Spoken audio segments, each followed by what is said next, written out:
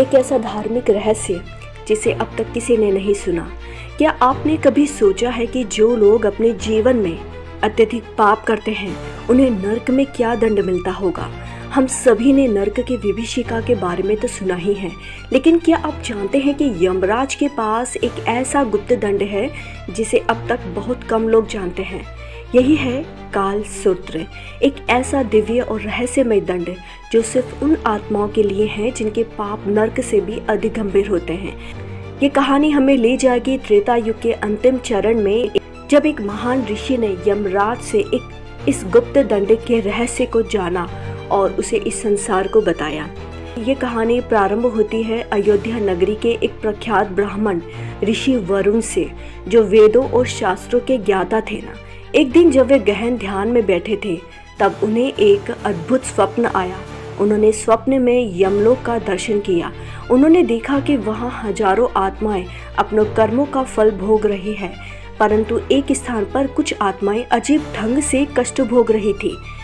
ये ना नरक में थी ना स्वर्ग में, बल्कि किसी अदृश्य शक्ति ने उन्हें बांध रखा था।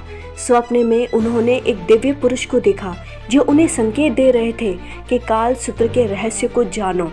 जब ऋषि की आंखें खुली तो वे इस अद्भुत अनुभव से चकित थे। वे सोचने लगे, आखिर काल सूत्र है क्या? ऋषि वरुण ने इस रहस्य को जानने के लिए यमराज की तपस्या करनी शुरू की। उन्होंने कठोर तप किया और अंततः यमराज स्वयं उनके समक्ष प्रकट हुए।